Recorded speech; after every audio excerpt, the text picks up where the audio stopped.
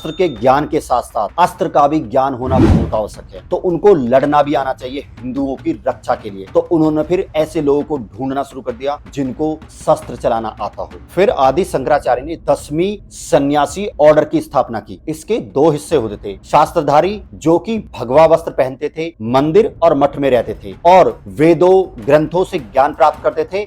दूसरे होते थे अस्त्रधारी जो कि अखाड़ों में रहते थे और बाद में वो ही नागा साधु कहलाए और उनको हथियार चलाने की ट्रेनिंग दी जाती थी और उन्हें अच्छे से हथियार चलाना सिखाया जाता था ताकि वो टाइम आने पर हिंदू धर्म की रक्षा के लिए हथियार चला सके और उठा सके। नागा साधुओं द्वारा हिंदुओं की रक्षा के लिए किए गए युद्ध बहुत अधिक हैं, लेकिन आज हम कुछ महत्वपूर्ण जो युद्ध नागा साधुओं द्वारा हिंदू रक्षा के लिए किए गए थे उनके बारे में बात करते हैं। जब महाराणा प्रताप अकबर की मुगल सेना के खिलाफ युद्ध कर रहे थे मेवाड़, तब नागा साधुओं ने उनका साथ दिया और उस मुगल सेना को हरा दिया गया। यह युद्ध छपली तालाब और राणा कला राजस्थान के घाट पर लड़ा गया और वहां पर आज भी वहां उन नागा साधुओं की समाधि है जो हिंदुत्व की रक्षा के लिए जिन्होंने अपना बलिदान दिया। 1664 में औरंगजेब के जनरल मिर्जा अली तोरान ने काशी विश्वनाथ मंदिर पर हमला कर दिया था और हिंदुओं को मारने का प्रयास किया। तब नागा साधुओं ने उसका सामना किया और उससे युद्ध किया और हिंदुओं को बचाया और काशी विश्वनाथ मंदिर को टूटने से बचाया। और नागा साधुओं ने औरंगजेब को इतनी बुरी तरह से हराया था, उसके जनरल को औरंगजेब ने फिर 1669 तक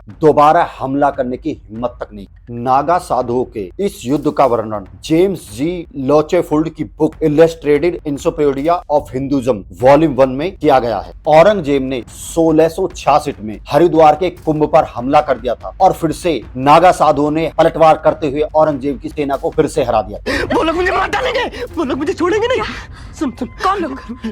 अरे बड़े खतरनाक लोग हैं। 1751 में अहमद अली बंगस ने प्रयागराज के कुंभ पर हमला कर दिया था। तब 50,000 नागा साधुओं ने बंगस की सेना को वहां से पीट पीट कर भगा दिया था। 1756 में जब अहमद शाह अब्दाली चौथी बार भारत को लूटने आया था तो भारत में कोई भी ऐसा हिंदू राज्य नहीं था जो उसका सामना कर सके और हिंदुओं को उसके अत्याचार से बचा सके। जनवरी 1757 में उसने दिल्ली पर हमला किया और दिल्ली को लूटा और बहुत से मंदिरों को वहां तोड़ दिया। अहमद शाह अब्दाली को जब इससे भी संतुष्टि नहीं मिली तो उसने अपने दो कमांडर नजीब खान और जहान खान के साथ 20,000 अफगान सैनिकों के साथ मिलकर बल्लभगढ़, मथुरा, वृंदावन और आगरा को लूटने के लिए आदेश दे दिया। अहमद शाह अब्दाली ने अपने फरमान में कहा था, वृंदावन और मथुरा हिंदुओं के लिए पवित्र स्थान है, वहां पर हिंदुओं को तलवार की नोक रख दो और आगरा तक सब कुछ तहस नहस कर दो। इसी फरमान के साथ मथुरा और वृंदावन में हमले शुरू कर दिए गए। वहां पर मंदिरों को तोड़ा गया, मासूमों की हत्या की गई और महिलाओं पर